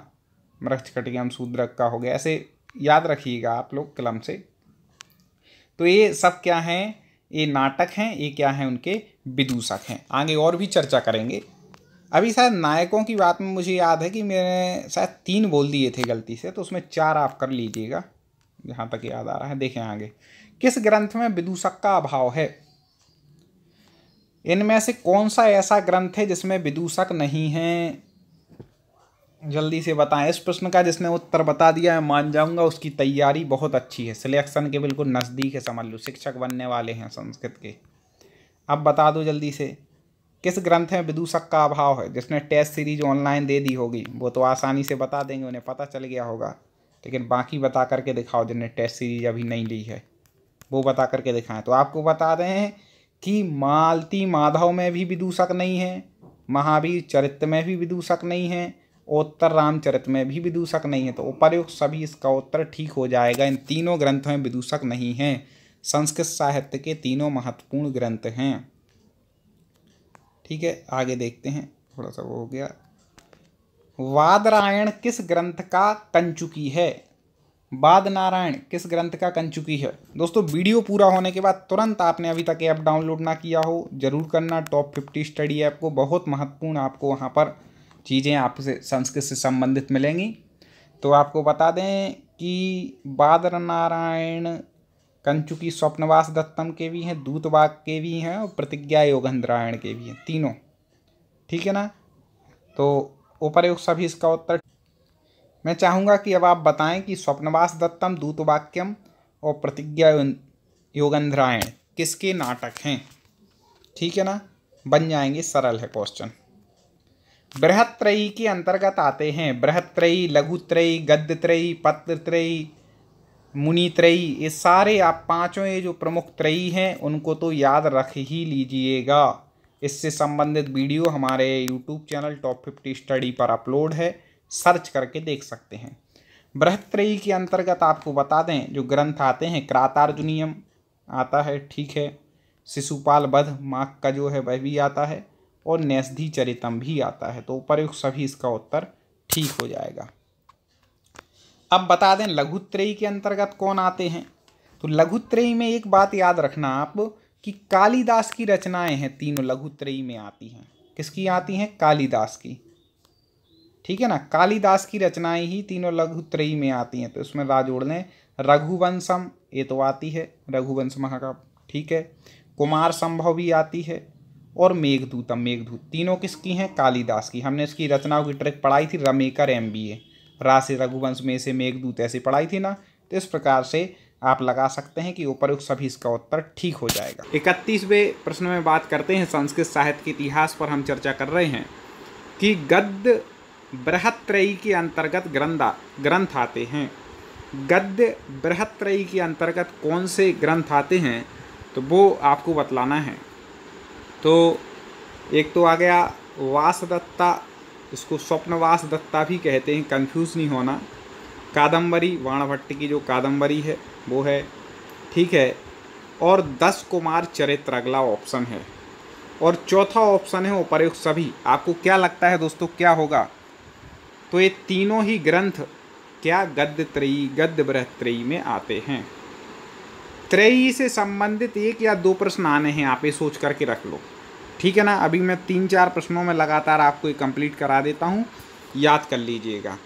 जैसे हमने बृहत्त्रयी की बात की तो वासदत्ता, कादम्बरी, 10 कुमार चरित्र, तीनों किस में आ गए? गद्य त्रयी में। अब प्रस्थान त्रयी की बात करते हैं के अंतर्गत कौन से ग्रंथ आते हैं, क्योंकि टेस्ट सीरीज में वो प्रश्न रखे गए हैं कि आप टेस्ट तो दें लेकिन साथ में आपकी तैयारी कंप्लीट हो, बिल्कुल विषयवार आपको क्रम से कंप्लीट हो जाए। इस बात को ध्यान रख करके आपके टेस्ट सीरीज आपके लिए बनाई गई है, केवल 129 रुपये में, जो हमारे टॉप 50 स्टडी ऐप पर मिल रही है। तो प्रस्थान त्रयी के अंतर्गत कौन से आते हैं तो आपको बता दें, प्रस्थान त्रयी की बात हो, ब्रह्मसूत्र, उपनिषद, गीता, उपर्युक्त सभी इसका उत्तर ठीक हो जाएगा। ये तीनों प्रस्थान त्रयी के अंतर्गत आते हैं। कौन कौन? ब्रह्मसूत्र, उपनिषद और गीता, ठीक है ना। प्रस्थान त्रयी, त्रयी मतलब होता है 3, तो ये आएंगे। अब मुनि त्रयी, कई बार पूछा जाने वाला वेरी वेरी इंपॉर्टेंट क्वेश्चन, मुनि त्रयी के अंतर्गत कौन किसको लिया जाता है? मुनि त्रयी, ठीक है ना। तो एक तो मुनि त्रयी जो पाणिनि हैं वो अष्टाध्यायी की रचयिता हैं, कई बार आता है, ठीक है ना, व्याकरण का ग्रंथ है। अच्छा, इसके बाद कात्यायन और बररुचि, ठीक है ना, सेकंड ऑप्शन है। थर्ड में ऑप्शन है पतंजलि। यहाँ पर 2 क्यों दिए? क्योंकि आपके ऑप्शन में मान लो ऐसा दिया है पाणिनि, कात्यायन और पतंजलि, तो भी आप ठीक मान लीजिएगा, मुनि त्रयी में ले लीजिएगा। या फिर दिया है पाणिनि, बररुचि और पतंजलि, तो आपको उपर्युक्त सभी मतलब तीनों हैं, ठीक है ना। पाणिनि, कात्यायन वररुचि में से एक ऑप्शन होगा आपके पेपर में, या फिर ऐसे ही होगा, और पतंजलि। इस प्रकार से आप इन तीनों को याद रखिएगा, पतंजलि, पाणिनि और कात्यायन, ये सबसे ज़्यादा मुनित्रय में इनके नाम आते हैं। एक और देखें, त्रयी, पाषाण त्रयी के अंतर्गत आते हैं। पाषाण त्रयी के अंतर्गत कौन से आते हैं? ये थोड़ा हाई लेवल का यदि पूछना पड़ता है ना, जब प्रश्न पेपर में हाई लेवल का थोड़ा उन्हें प्रश्न देना हो संस्कृत में, तो फिर ये प्रस्थान त्रयी, ये पाषाण त्रयी दे देंगे, या प्रस्थान त्रयी भी दे सकते हैं। तो पाषाण त्रयी के अंतर्गत जो आते हैं, आपको बता दें, क्रातार्जुनीयम का प्रथम सर्ग, द्वितीय सर्ग और तृतीय सर्ग, ठीक है ना। क्रातार्जुनीयम जो है उसके प्रथम, द्वितीय और तृतीय सर्ग आते हैं। मेरा पिछला वीडियो जो संस्कृत साहित्य का था उसमें मैंने बताया था क्रातार्जुनीयम के रचयिता कौन है। आपको याद होगा तो कमेंट में तुरंत लिख दीजिए क्रातार्जुनीयम किनकी रचना है, ठीक है ना। चलें आगे बढ़ते हैं। सबसे ज़्यादा पूछी जाने वाली काव्य की परिभाषा आ गई, वेरी वेरी IMP। देखें, पंडितराज जगन्नाथ ने काव्य की परिभाषा दी है। काव्य बहुत महत्वपूर्ण है, तो इसका उत्तर आप बताएं। उससे पहले आपको बता दें, जिस टेस्ट सीरीज में से मैंने प्रश्न लिए हैं उसके बारे में, कि शिक्षक भर्ती परीक्षा 2021 के लिए यदि आपने संस्कृत विषय को चुना है, आप अपना आकलन करना चाहते हैं, तैयारी अभी कितनी हुई, तो संस्कृत व्याकरण एवं संस्कृत साहित्य की संपूर्ण टेस्ट सीरीज, इसका मतलब ये हुआ कि संस्कृत व्याकरण के जितने चैप्टर हैं सब आपको इस टेस्ट सीरीज में मिलेंगे। साहित्य के जितने चैप्टर हैं वो मिलेंगे, साथ ही साथ काव्य शास्त्र हो गया, भाषा विज्ञान, सब आपको मिलने वाले हैं। 2500 से अधिक प्रश्न होंगे, एक भी प्रश्न 2500 से कम नहीं होगा। 2499 आपको लगे कहीं से गिन के बता दो तो पैसे वापस हो जाएंगे, और 3000 प्लस देखना आप इसमें क्वेश्चन मिल जाएंगे। 2500 लिखें, क्योंकि हर चैप्टर को हम कवर कर रहे हैं। एक एक टेस्ट में कम से कम 60 प्रश्न रखे गए हैं। कुछ टेस्ट छोड़ दें जिनमें 40 या 50 होंगे, वह 60 प्लस क्वेश्चन रखे गए हैं। तो इतना महत्वपूर्ण, आपको केवल 129 रुपये में अभी विशेष ऑफर चल रहा है, ठीक है ना। कभी भी ये कंपनी की तरफ से ऑफ़र बंद हो जाएगा तो इसके रेट फिर जो पहले थे 199 रुपये वो कर दिए जाएंगे। तो मेरा निवेदन होगा, ये विशेष ऑफ़र के तहत आपको मिल रही है टेस्ट सीरीज। तुरंत जा कर के, अभी आपने ऐप डाउनलोड ना किया हो, टॉप 50 स्टडी को डाउनलोड कर लें, और कर लिया हो तो तुरंत टेस्ट सीरीज अभी ना ले पाए हो तुरंत ले लें। कोई दिक्कत आए तो स्टोर के बाजू में चैट बॉक्स है, उसमें जाकर के आप मेरे से बात कर सकते हैं। इसी वीडियो के कमेंट में भी आप अपनी बात लिख सकते हैं, मेरे से पूछ सकते हैं। तो तुरंत जाकर के टेस्ट सीरीज ले लें, और आज से ही जैसे बहुत सारे स्टूडेंट ने टेस्ट लगाना प्रारंभ कर दिया है, आप भी टेस्ट लगाना प्रारंभ कर दें। तो जल्दी से बता दीजिए क्या हो जाएगा प्रश्न का उत्तर। हाँ बिल्कुल, आप सोच लीजिए। जैसे हम बात करेंगे वाक्यम रसात्मकम काव्यम, तो ये साहित्य दर्पण के रचयिता जो आचार्य विश्वनाथ जी हैं, उन्होंने यह काव्य की परिभाषा दी है। ये भी कई बार पूछी जाती हैं, ठीक है ना। वाक्यम रसात्मकम काव्यम मतलब रसयुक्त वाक्य को इन्होंने काव्य कहा है। अब यहाँ पर पूछी गई है पंडित जगन्नाथ जी की, ठीक है ना। हाँ, टेस्ट सीरीज में कई लोगों को दिक्कत आती है खरीदते टाइम। वो क्या करते हैं, पेरेंट्स के रूप में अपना लॉगिन कर लेते हैं। आपको स्टूडेंट के उसमें करना है। कोई भी दिक्कत आए तो मैंने बोल दिया है कि आप इसी वीडियो के कमेंट में या हमारे किसी वीडियो के कमेंट में लिख दें, या ऐप डाउनलोड करने के बाद चैट बॉक्स आपको दिखेगा नीचे, तो उसमें जाकर के आप मेरे से डायरेक्ट बात भी कर सकते हैं, ठीक है। तो ये पंडित जगन्नाथ जी की बात करें तो रमणीयार्थ प्रतिपादकः शब्दम काव्यम, मतलब जो रमणीय हो, अर्थ को का प्रतिपादन करने वाले, रमणीय अर्थ का प्रतिपादन करने वाले जो शब्द हैं उसी को क्या कहा है, काव्य कहा है। किसने? पंडित राज जगन्नाथ जी ने, ठीक है ना। इन्होंने रमणीय अर्थ का प्रतिपादन करने वाले शब्द को काव्य कहा है। आप चाहें आगे काव्य की परिभाषाओं में आएगा तो शब्दार्थो सहितौ काव्यम, यह काव्य की परिभाषा किसने दी कि शब्द और अर्थ से सहित जो है वह काव्य है। आप कमेंट में ज़रूर बताइएगा आपने काव्य शास्त्र कितना पढ़ा है। जो लोग निरंतर टेस्ट सीरीज दे रहे हैं उनकी तैयारी ये हो रही है, सब उन्हें प्रश्न के बारे में जानकारी लग रही है, आप पीछे ना रह जाएं। इक्ष्वाकु वंशी राजाओं का निरूपण प्राप्त होता है। कहाँ पर होता है इक्ष्वाकु वंशी राजाओं का निरूपण? यहाँ पर 4 ग्रंथ दिए गए हैं। आपको बताना है कि इक्ष्वाकु वंशी जो राजा हैं, ठीक है ना, उनका निरूपण कहाँ पर मिलता है। तो याद रखिएगा, ये क्वेश्चन यदि आपकी परीक्षा में आ जाए तो रघुवंश, क्योंकि यहाँ पर राजा रघु से लेकर के राम इत्यादि तक, ठीक है ना, दिलीप राजा, रघु, इन सब का क्या है उसमें वर्णन है, दशरथ का, सबका। रघुवंश महाकाव्य कालिदास जी की रचना है, ठीक है ना। मेघदूत भी कालिदास जी की है, इस प्रकार से। और कादम्बरी बाणभट्ट की, तो ऐसी रचनाएं भी हम क्रम से आपको पढ़ाते जाएंगे। हर कवि से संबंधित आपको प्रश्न मिलेंगे, हर रचनाओं से संबंधित प्रश्न मिलेंगे, सारे प्रश्न हमें तैयार करने हैं। अष्टाध्यायी ग्रंथ संबंधित है, किससे है? अष्टाध्यायी ग्रंथ किस चीज़ से संबंधित है, उसका वर्ण विषय क्या है? बहुत फेमस ग्रंथ है, आप संस्कृत पढ़ रहे हो तो ये तो आपको पता ही होना चाहिए कि अष्टाध्यायी पाणिनि द्वारा रचित व्याकरण से संबंधित ग्रंथ है, मतलब व्याकरण का ये मूल ग्रंथ है, आप समझ लें, ठीक है ना। सबसे प्राचीन वेद कौन सा है, ठीक है ना। सबसे प्राचीन वेद की यदि आपसे बात पूछी जाए तो सबसे जो पहला वेद है वही सबसे प्राचीन है, ऋग्वेद। एक और क्वेश्चन आता है कि वेदत्रयी में कौन आते हैं, क्योंकि पहले वेद 3 ही थे, ठीक है ना, तो उनको लिया वेदत्रयी में। तो आपको बता दें ऋग्वेद, यजुर्वेद, सामवेद आते हैं, अथर्ववेद नहीं आता, ठीक है ना। वेदत्रयी की बात पूछ लें तो ये 3 वेद आते हैं, ये भी याद रखिएगा। त्रयी से संबंधित एक क्वेश्चन आपका हो गया। ऋग्वेद में पूछ लेते हैं कई बार क्या है, तो उसमें ऋचाएँ हैं, ठीक है ना, इसके मंत्रों को ऋचाएँ कही गई। गान इत्यादि का वर्णन किस वेद में है? सामवेद में है।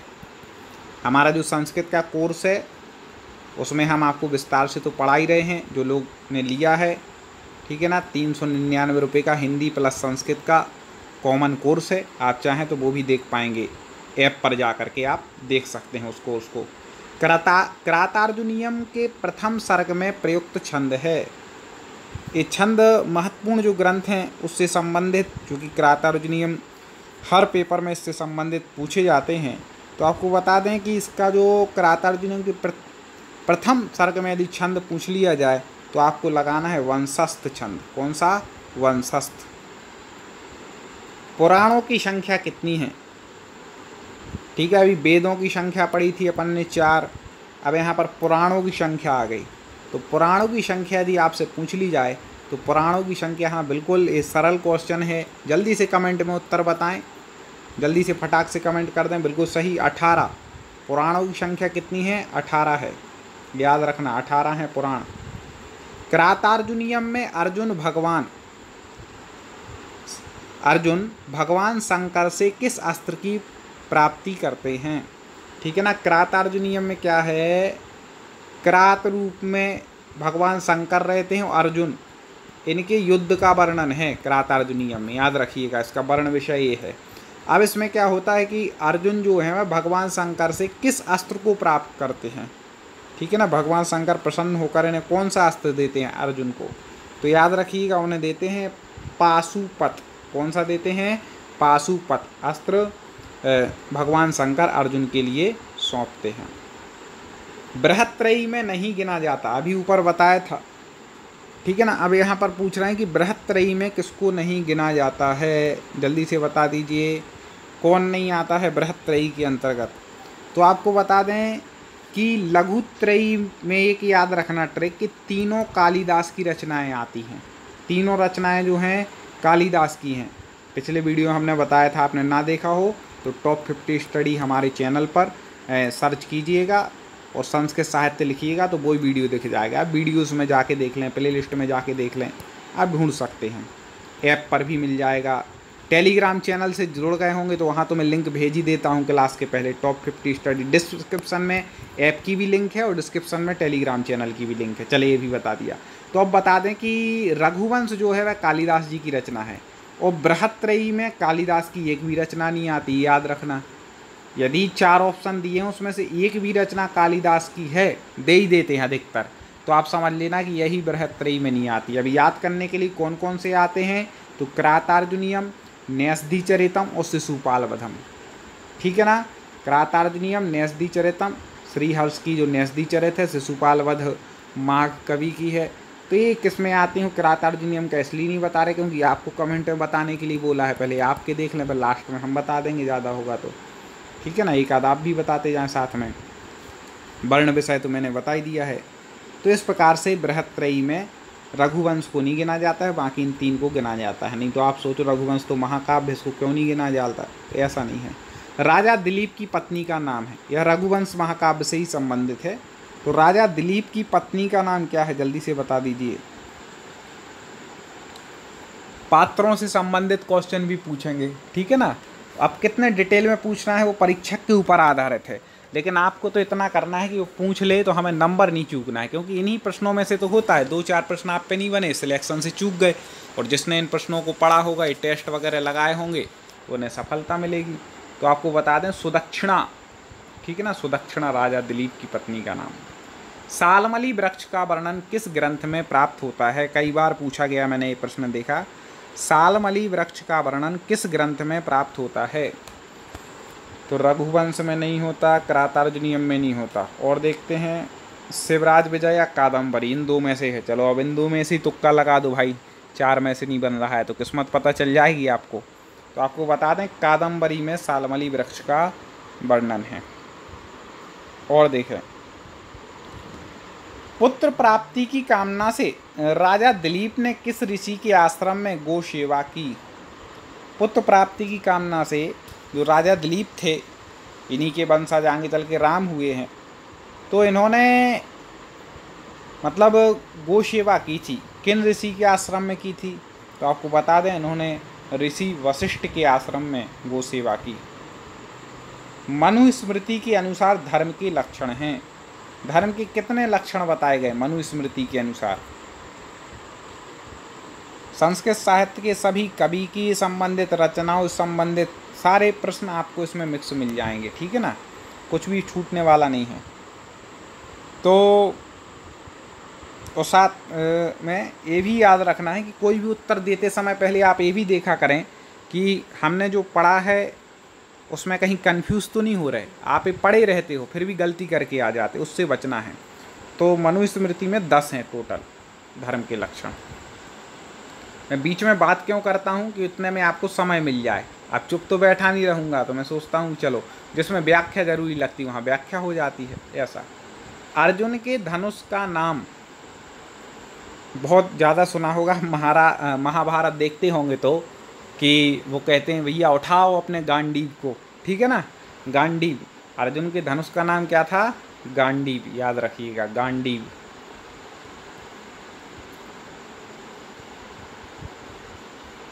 ठीक है ना। शूद्रक के प्रधान अमात्य का नाम, अमात्य मतलब होता है मंत्री, जो अलग कर देना, ठीक है ना। प्रधान अमात्य कौन थे, प्रधानमंत्री, तो उनके जो मंत्री थे शूद्रक के अमात्य थे, ठीक है ना। तो वह कौन थे, तो वह थे आपको बता दें कुमार पालित। कौन थे, कुमार पालित। और देखें उत्तर रामचरित में किस काल के समाज और संस्कृति का वर्णन है। उत्तर रामचरित में किस काल के समाज और संस्कृति का वर्णन है, जल्दी से बता दीजिए। उत्तर रामचरित, इससे संबंधित 1-2 प्रश्न आ ही जाते हैं रचना से संबंधित, ठीक है ना। बहुत अच्छा मतलब यहाँ पर प्रश्न लिखा गया है। तो बताएं समाज एवं संस्कृति का वर्णन है, तो आसानी से बन जाएगा रामायण कालीन, ठीक है ना। लव कुश इत्यादि का वर्णन किया गया है, करुण रस प्रधान है। कई बार ये भी पूछा जाता है उत्तर रामचरित में कौन सा रस प्रधान है, कई बार पूछा गया प्रश्न है, तो आपको लगाना है करुण रस। श्री कृष्ण द्वारा अर्जुन को प्रदत्त गीता का उपदेश महाभारत के किस पर्व में उल्लेखित है, जल्दी बता दें। गीता का उपदेश महाभारत के कौन से पर्व में है, ठीक है ना। कई बार ऐसे पूछ लेता है भगवत गीता महाभारत के किस पर्व से ली गई है, ठीक है ना, भगवत गीता का विषय। तो आपको बता दें कि जो गीता का उपदेश है, ठीक है ना, वो उसमें फिर और भी आ जाएंगे, लेकिन यहाँ पर गीता के उपदेश महाभारत के अंतर्गत लिया गया है। और गीता का जो उपदेश है जो श्री कृष्ण जी ने अर्जुन को दिया जब वो युद्ध नहीं कर रहे थे, तो वह लिया गया है भीष्म पर्व से। वो वर्णन कहाँ से लिया गया है, भीष्म पर्व से, ऐसे याद रखना। मंगलाचरण के प्रकारों में कौन सा एक नहीं है, निम्न में से कौन सा एक मंगलाचरण का प्रकार नहीं है। तो वस्तु निर्देशात्मक तो होता है मंगलाचरण, आशीर्वादात्मक भी होता है और नमस्कारात्मक भी होता है। तो कौन सा नहीं है? उपासनात्मक नहीं होता मंगलाचरण, ठीक है ना। तो यहाँ पर हो जाएगा उपासनात्मक। निम्न में से कौन सा ग्रंथ महाभारत पर आश्रित नहीं है? वेरी वेरी आईएमपी प्रश्न है। महाभारत या रामायण इनसे संबंधित आश्रित ग्रंथ पूछ लेते हैं एक आध प्रश्न, तो आपको याद रखना है। तो यहाँ पर जो ग्रंथ दिए गए हैं उनमें से आपको बता दें कि महाभारत पर जो आधारित ग्रंथ नहीं है वह है स्वप्नवास दत्तम, ठीक है ना, स्वप्नवास दत्तम। बाकी न्यासधी चरितम तो है ही, श्रीहर्ष जी का वेणी संहार भी और शिशुपाल वध भी है। ये तो किससे संबंधित है? क्योंकि श्री कृष्ण जी ने तो शिशुपाल का वध किया था, ठीक है ना, तो ये तो है ही, माघ की रचना है। तो इस प्रकार से स्वप्नवास दत्तम नहीं है। धूता पात्र है। धूता किसकी पात्र है? सबसे ज़्यादा यदि पात्र पूछे जाएंगे ना तो आपको बता दें किस रचना में से पूछे जाएंगे। सबसे ज़्यादा यदि कोई कहे पात्र पूछे जाते हैं तो आपको बता दें मृक्षकटिकम में से पूछे जाते हैं। मृक्षकटिकम का अर्थ क्या होता है? ठीक है ना, मृक्षकटिकम का मतलब होता है सोने की बैलगाड़ी। अब इसकी आप कथा को पढ़ेंगे पूरा, हमने तो विस्तार से पढ़े हैं चूँकि जब शास्त्री की थी ये ग्रंथ, तो आपको पता चल जाएगा। चलें, तो मृक्षकटिकम का ये हो गया कि धूता इसका पात्र हैं। आगे देखते हैं। गंगा यमुना के संगम का वर्णन प्राप्त होता है। कौन से ग्रंथ में होता है भी ये गंगा यमुना के संगम का वर्णन तय होता है? आपको बता दें महाकाव्य है कालिदास जी का, कौन सा? रघुवंश महाकाव्यम में, ठीक है ना, रघुवंश में होता है। ऐसे सुंदर सुंदर और इम्पोर्टेंट प्रश्न आपको हमारी टेस्ट सीरीज में मिलेंगे। तो एक टेलर है केवल, ऐसे 2500 प्लस प्रश्न हैं। मैं यहाँ पूरे नहीं पढ़ा पाऊँगा, कुछ 2-4 टेस्ट ले आऊँगा, बाकी तो आप टेस्ट सीरीज अभी तक ना ली हो मित्रों। 129 रुपये कोई बड़ी बात नहीं है, अभी विशेष ऑफर भी चल रहा है, केवल 129 में मिल रही है, इसलिए आप तुरंत जा कर के अभी ले लें, सोचा विचारी ना करें। और ऐप डाउनलोड करने में दिक्कत आ रही है तो मैं बता चुका हूँ कि डिस्क्रिप्शन में मैंने इसी वीडियो की लिंक दी रखी है। आप इसी वीडियो के चैट में मेरे से बात कर सकते हैं। ऐप पे जा कर के जब चाहें आप, तब मैं आपके लिए उपलब्ध रहूँगा, कोई दिक्कत होती है तो। आगे देखें। भवत छिद्रस्तंभक पाद पासंबह में भवच्छिदा किसका विशेषण है? ठीक है ना, विशेषण वो हैं जो विशेष्य की विशेषता बतलाते हैं। तो किसका विशेषण है? त्र्यंबक का नहीं है, त्र्यंबक पाद का नहीं है, ठीक है। और देखते हैं, हाँ पांसवाह का है, ठीक है ना। किसका विशेषण है?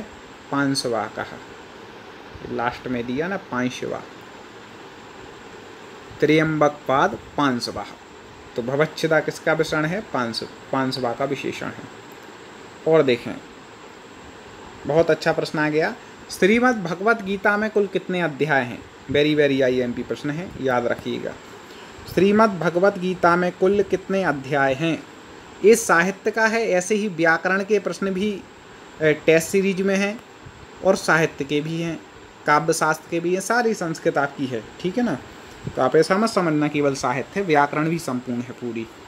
तो श्रीमद् भगवत गीता में कुल कितने अध्याय हैं? तो आपको बता दें 18 अध्याय हैं कुल, 18 ठीक है ना। कादम्बरी में वर्णन नहीं है। कादम्बरी में 4 ऑप्शन दिए हैं, उसमें से किसका वर्णन नहीं है?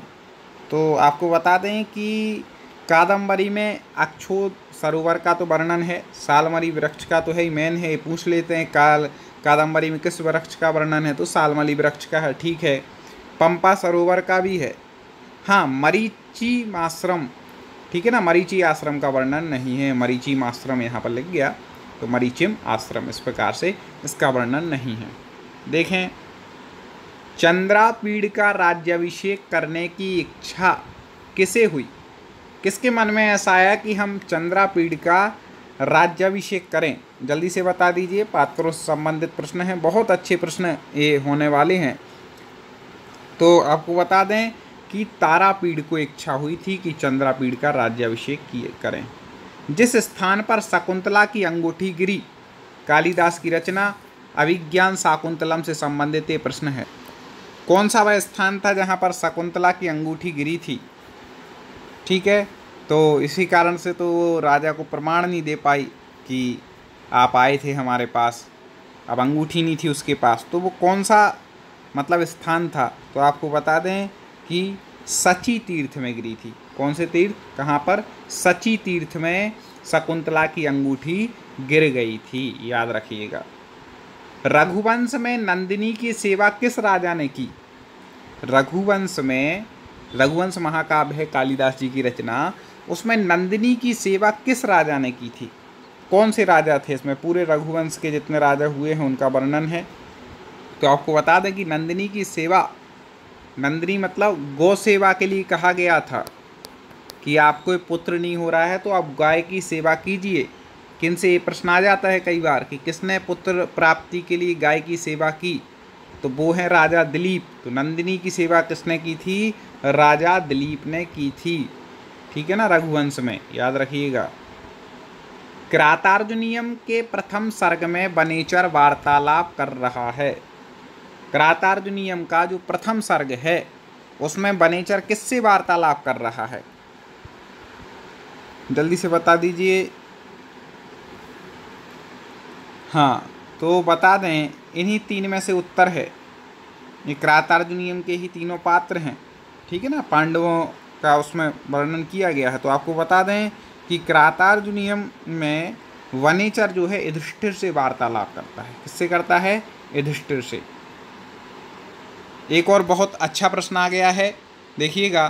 तो इन प्रश्नों पर आगे हम चर्चा करें उससे पहले बता दें कि आपको यदि शिक्षक बनने का लक्ष्य संस्कृत भाषा को चुना है तो निश्चित ही अब अपने आकलन को आपको करना है, क्योंकि पेपर के पहले आकलन ही महत्वपूर्ण होता है। तो संस्कृत व्याकरण, साहित्य, काव्यशास्त्र जो भी आपके सिलेबस में है सब कुछ मिलाकर के एक टेस्ट सीरीज हम आपके लिए लेकर के आए हैं। 2500 प्लस इसमें क्वेश्चन पूरे चैप्टर वाइज ही हैं और मिक्स भी हैं जो आपके लिए उपयोगी है। केवल 129 रुपये का भी विशेष ऑफर चल रहा है। इसके लिए आपको क्या करना है, तो अभी हमारे ऐप को डाउनलोड करना है प्ले स्टोर से, टॉप 50 स्टडी ऐप को। इस ऐप की लिंक भी इस वीडियो के मैंने डिस्क्रिप्शन में दी है। कोई दिक्कत आपको आती है ख़रीदने में, टेस्ट सीरीज लेने में, तो आप कमेंट में हमें उत्तर बता सकते हैं, या फिर जैसे ही आप लॉगिन करेंगे हमारे यूट्यूब पर तो आप ये वीडियो देख रहे हैं, जैसे ही आप लॉगिन करेंगे हमारे ऐप पर तो स्टोर के बाजू में चैट का ऑप्शन रहता है, वहाँ से भी आप हमसे डायरेक्ट बात कर सकते हैं। इस टेस्ट सीरीज को ले लीजिए दोस्तों। 129 रुपये कोई बड़ी राशि नहीं है, लेकिन आपको एक अच्छी जॉब ये दिला सकता है। ये टेस्ट सीरीज आपके लिए बहुत कारगर होगी। तो अब बता दें कि व्याकरण के त्रिमुनियों में कौन नहीं आता है। ये टेस्ट सीरीज के ही प्रश्न हैं, ये जो देख रहे हैं ना इतने अच्छे अच्छे प्रश्न, और पहले भी लाए हैं, तो टेस्ट सीरीज के हैं। इससे आपकी तैयारी बहुत गूढ़ हो जाएगी। तो देखें, आपको बता दें कि व्याकरण के त्रिमुनियों में शाक्टायन नहीं आते हैं। बाकी महर्षि पतंजलि, पाणिनि, कात्यायन या बररुचि, जो भी नाम लिखा आ जाए इन दो में से, या कात्यायन की जगह बररुचि भी हो सकता है। तो ये तीन क्या है, व्याकरण के त्रिमुनियों में आते हैं। मुनित्रयी भी कहते हैं इनको, ठीक है ना। 10 कुमार चरित्र में उच्छ्वासों की संख्या कितनी है? 10 कुमार चरित्र कितने, उसमें किसमें बटा है? उच्छ्वासों में। तो उसमें कितने उच्छ्वास हैं 10 कुमार चरित्र में? जल्दी से बता दीजिए। तो 10 कुमार चरित्र में उच्छ्वास पूछ लिए जाए तो आपको टिक लगाना है 8। कितने हैं? 8 उच्छ्वास हैं। कादम्बरी में वर्णित विदिशा नगरी किस नदी के किनारे है? दोस्तों चैनल को सब्सक्राइब, कई लोग बोलते हैं सर आपसे जुड़ना है, तो मैंने बताया था चैनल को आप सब्सक्राइब करके बेल आइकन को दबा करके ऑल नोटिफिकेशन ऑन करेंगे तो हमारे हर वीडियो का आप तक नोटिफिकेशन आएगा। और पीडीएफ नोट्स और जानकारी के लिए टॉप 50 स्टडी टेलीग्राम चैनल को आप ज्वाइन करें, डिस्क्रिप्शन में लिंक है, टेलीग्राम पर सर्च करें। और ऐप भी हमारा इसी नाम से है, उसको तो ज़रूर डाउनलोड कर लेना। कुछ वहाँ पे फ्री टेस्ट भी हैं, फ्री स्टडी मटेरियल भी है, उसका आप उपयोग कीजिए। आपको आपके उपयोग का लगता है, कुछ ख़रीदना भी चाहें तो बहुत कम रुपए में आपको बहुत अच्छा मटेरियल मिल जाएगा। तो कादम्बरी में वर्णित विदिशा नगरी किस नदी के किनारे है? इतने देर में आपने बिल्कुल सही उत्तर बताया, बेत्रवती। उत्तर बताने का जरूर प्रयास कीजिएगा कमेंट में। कृतार्जुनीयम का कथानक लिया गया है। वेरी वेरी आईएमपी प्रश्न है, कई बार पूछा गया है, मैंने देखा परीक्षाओं में। तो कृतार्जुनीयम का जो कथानक लिया गया है वह कहाँ से लिया गया है? महाभारत से, ठीक है ना। इसमें वही तो है, पांडवों का वर्णन है, कौरवों पांडवों का, तो महाभारत से लिया गया है। ऐसे राजवाहन नायक राजकुमार का वर्णन है, ठीक है ना। राजवाहन नायक राजकुमार का वर्णन जल्दी से बता दें कहाँ पर किया गया है, तो इसका वर्णन मिलता है इन 4 ग्रंथों में से। आपको बता दें 10 कुमार चरित में, ठीक है ना। करुण रस को सर्वोत्तम प्रधान रस माना है। करुण रस को प्रधान रस किसने माना है? 4 कवि आपको दिए गए हैं। संस्कृत साहित्य की पूरी तैयारी आपकी हो जाएगी जो आपके सिलेबस में है। व्याकरण की तैयारी हो जाएगी जो सिलेबस में है टेस्ट सीरीज के माध्यम से। और आप हमारे और वीडियो चैनल पर अपलोड हो चुके हैं। आप लेट हमसे जुड़ रहे हो तो वीडियो देख लीजिएगा। चलें तो बता दें अब जल्दी से, तो इसका उत्तर जो हो जाएगा बिल्कुल सही, भवभूति जी ने क्या माना है? करुण रस को सर्वोत्तम रस माना है। सीता परित्याग के बाद पुनः राम और सीता का मिलन वर्णित है। सीता का परित्याग करने के बाद जब पुनः राम और सीता का मिलन हुआ, वो वर्ण विषय किसका है? 4 ऑप्शन दिए हैं, जल्दी से बता दें। बिल्कुल सही बात कर रहे हैं आप, सही उत्तर दे रहे हैं। बिल्कुल लाइव चैट में उत्तर देते जाएं तो लाइव देखते जाएंगे, कमेंट में देते जाएं। बाद में वीडियो देख रहे हैं आप लाइव नहीं देख पाते हैं। डेली रात को 8:30 पर हम लाइव आते हैं इन वीडियो को लेकर के। आप मान लो किसी कारणवश उस टाइम ना जुड़ पाएँ तो अभी कमेंट में दें। तो उत्तर रामचरित, ठीक है ना। इसमें करुण रस प्रधान है, याद रखिएगा। करुण रस की ऊपर बात आई थी तो उसमें यही रस प्रधान है, उसमें राम सीता के पुनः मिलन का वर्णन है। उत्तर रामचरित में किस काल के समाज और संस्कृति का वर्णन है? अब उत्तर रामचरित यहाँ कह ही रहे हैं कि उत्तर रामचरित है, तो किस काल का होगा? तो रामायण कालीन है, ऐसे आराम समझ सकते, सरल है। मेघदूत का प्रमुख पात्र है, महत्वपूर्ण प्रश्न है। मेघदूत का प्रमुख पात्र है, वही रचना है जो आपके एग्जाम के लिए टीजीटी पीजीटी के सिलेबस में आती हैं, टीजीटी पीजीटी में पूछी जाती हैं। बिल्कुल सिलेबस के अनुसार सारी टेस्ट सीरीज हमारी बनी है कि आप शिक्षक भर्ती एग्ज़ाम की तैयारी कर रहे हैं तो कोई भी विषय आपका छूटेगा नहीं, ठीक है ना। 95% आपके विषय की टेस्ट सीरीज हमारे उस पर उपलब्ध हो चुकी हैं। 5% के लिए काम चल रहा है, पूरी वो और कंप्लीट होने वाली हैं, तो पूरा आपको इस पर मिल जाएगा, ठीक है। लेट ना करें, प्रतिदिन टेस्ट लगाना शुरू कर दें। मेघदूत का प्रमुख पात्र आपसे पूछ लिया जाए तो यक्ष, कौन है? यक्ष, ठीक है ना। वही तो मेघ को दूत बना करके अपने प्रेमी के पास संदेशा इसमें भेजा जाता है मेघदूत में, ठीक है ना। यक्ष यक्षिणी रहते हैं, बिछुड़ जाते हैं शराब के कारण, श्राप मिल जाता है उन्हें। नंदिनी गाय से प्रसन्न, नंदिनी गाय ने, इसको ना कर लेना, नंदिनी गाय ने प्रसन्न होकर वरदान दिया। किस चीज़ का दिया? अभी पहले आपकी यदि स्मरण शक्ति जा रही हो तो इसी वीडियो में मैंने आपको बताया था कि नंदिनी की सेवा की थी, किसने की थी? राजा दिलीप ने। क्यों की थी? तो पुत्र प्राप्ति के लिए की थी। तो प्रसन्न होकर के क्या वरदान दिया था? पुत्र प्राप्ति का वरदान दिया था नंदिनी गाय ने प्रसन्न होकर राजा दिलीप को। निम्नलिखित में से कौन सा ग्रंथ बृहत्त्रयी में शामिल नहीं है? लघुत्रयी याद रखना, बृहत्त्रयी याद रखना। और इसके लिए हमने एक वीडियो में क्लास पढ़ा रहा था, जो हमारी ऐप पर भी क्लासें लगती हैं, उनमें भी आपको बताया था कि आपको ये चीज़ हमेशा याद रखनी है कि जब बृहत्त्रयी की बात आए तो अधिकतर वो 3 रचनाओं के साथ एक रचना लिख देते हैं कालिदास की, और कालिदास की कोई भी रचना बृहत्त्रयी में नहीं आती। और लघुत्रयी में तीनों कालिदास की रचनाएं ही आती हैं। तो इसके अलावा अन्य किसी कवि की लिखी हो तो अलग कर दो, ट्रिक है। तो किरातार्जुनीयम, शिशुपालवध और न्यासधी चरित, ये क्या बृहत्त्रयी के अंतर्गत आती हैं। कालिदास कृत अभिज्ञान शाकुंतलम नाटक के किस अंक को सर्वाधिक महत्व दिया जाता है? तो लाइक तो कर ही दिया होगा आपने वीडियो, नहीं तो कर दें। आपको प्रश्न अच्छे लग रहे हो तो ऐसे प्रश्न और आपके लिए लेकर के आएंगे, बिल्कुल लाइक कर दीजिएगा। तो कालिदास कृत अभिज्ञान शाकुंतलम नाटक के किस अंक को सर्वाधिक महत्व दिया गया? ये प्रश्न आपसे पूछा जाए तो आपको याद रखना है, अंक है 4th अंक। रघुवंश महाकाव्य के मंगलाचरण में कालिदास ने किसकी वंदना की? रघुवंश महाकाव्य का जो मंगलाचरण लिखा गया तो कालिदास जी ने किसकी उसमें वंदना की है? तो बिल्कुल सही, रघुवंश महाकाव्य के मंगलाचरण में शिव और पार्वती की वंदना की गई है, ठीक है ना। उत्तर रामचरित का प्रमुख रस है। कई बार हम 4 ऑप्शन क्यों नहीं बोलते पता है ना?